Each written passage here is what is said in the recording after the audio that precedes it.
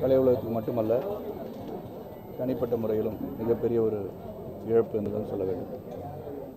சிறந்த மனிதர், நல்ல நண்பர், பிறருக்கு உதவி செய்கின்ற மனப்பான்மை கொண்டவர், அப்துல் கலாம் அவர்களின் சீடன் என்றே சொல்லலாம். பொதுநல சேவையில் தன்னை முதன்மைப்படுத்தி கொண்டு எந்த ஒரு காரியமாக இருந்தாலும் மக்களுக்காக செயல்பட வேண்டும் எண்ணம் கொண்ட ஒரு நண்பர் தான் விவேக் அவர்கள். 2 நாளுக்கு முன்னாடி தான் நான் வீட்டிலேருந்து வந்தேன். வந்தோடனே உடல்நலம் சரியில்லைன்னும் போதே ஒரு சின்ன ஷாக்கு. ஆனால் இந்த மாதிரி அவர் நம்ம வீட்டுக்கு போயிடுவார்னு நினச்சும் பார்க்கல, நினைக்க முடியல. நான் விவேக் வீட்டுக்கு வந்து 2வது முறை வரேன். முதல் முறை அவர் மகன் இறக்கும்போது வந்தேன், இப்போ வரேன். Very painful. சகோதரன் இழந்த ஒரு துக்கம் தான் என் மனதில். ஒரு மீளா துயர் இழந்த ஒரு குடும்பம். இங்கே நடக்கின்ற நிகழ்வுகள், அவன் வாழ்க்கை பயணம், அவருடைய எண்ணத்தில் நிச்சயமாக சிறக்கும் என்ற நம்பிக்கை எனக்கு இருக்குது. என் குடும்பத்தின் சார்பாகவும், தமிழக மக்களின் சார்பாகவும், கலை குடும்பத்தின் சார்பாகவும், திரையுலகத்தின் சார்பாகவும் என்னுடைய ஆழ்ந்த இரங்கலை தெரிவித்துக் நமது விவேக் அவர்களுடைய அகால மரணம் திரையுலகுக்கு மட்டும் இல்லை, அவங்க குடும்பத்தார் மட்டும் இல்லை, தமிழ் உலகை சேர்ந்தவர்களுக்கும் ஒட்டுமொத்த தமிழர்களுக்குமே இது ஒரு மிகப்பெரிய இழப்பாக தான் நாங்கள் கருதுகிறோம். ஏன்னா சின்ன கலைவாணர் என்று திரையுலகத்தாலும் மக்களாலும் போற்றப்பட்டவர். வெறும் திரையுலகில் மட்டும் அவருடைய பங்கு இல்லை, சமூகத்தில் மிகப்பெரிய ஒரு அக்கறை கொண்டு மரங்களை வளர்க்கிறது, அதே போல் விழிப்புணர்வு மக்களிடம் கொண்டு போய் சேர்ப்பது என்று பல சமூக சேவைகளை அவர் செய்துக்கிட்டு இருக்கார். அது மட்டும் இல்லை, எல்லாரையும் சிரிக்க வச்சவர். அவர் தன்னுடைய மகனுடைய இறப்புக்கு பிறகு ஒரு ஸ்ட்ரெஸ் லெவல்லையே இருந்ததை நாங்கள் பல தடவை பார்த்தோம்.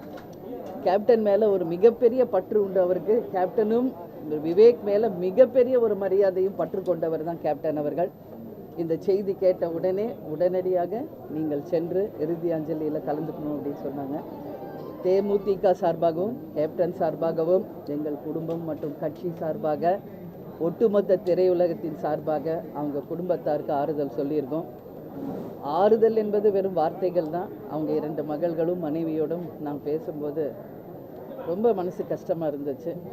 இருந்தாலும் அவருடைய ஆன்மா சாந்தி அடைஞ்சு இறைவனை அருளால் ஆத்மா சாந்தி அடையணும்னு சொல்லி நான் கேட்டேன். நன்றி, வணக்கம். கலை உலகத்தினுடைய நகைச்சுவை நாயகனும் சமூக சேவை செம்மலுமான விவேக் என்னுடைய இனிய நண்பர். என் பக்கத்து கிராமத்தைச் சேர்ந்தவர். கேட்டால் சங்கரங்கோயில் என்பார். அவர் பிறந்த ஊர் பெருங்கோட்டூர். அங்கே நினைவாலயமும் அமைத்திருக்கிறார். அவருடைய தந்தையார் கல்வித்துறையில் வேலை பார்த்ததால் பல இடங்களுக்கு போய் கொண்டிருந்தார்கள். கடைசியில் அவர் அமெரிக்கன் கல்லூரியிலே எம்காம் படித்தார். படித்து முடித்துவிட்டு அரசு பணியாளர் ஆணையத்திலே பரீட்சை எழுதி இளநிலை உதவியாளராக இங்கே சேர்ந்து நடிப்பிலே ஆர்வம் கொண்ட காரணத்தினால் பாலச்சந்தர் அவர்களிடத்திலே மனதில் உறுதி வேண்டும் என்ற முதல் படத்திலே நடித்தார். அவர் நடிகர் மட்டுமல்ல, சமூக சேவகர். எங்கே கண்ணீர் வடிகிறதோ அந்த கண்ணீரை துடைக்க துடிப்பவர்.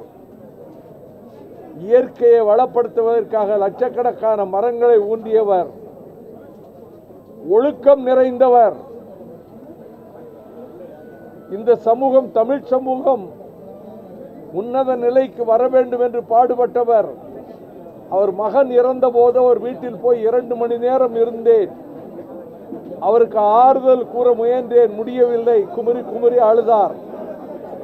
இன்று அவருக்கு மாலை வைக்க வேண்டிய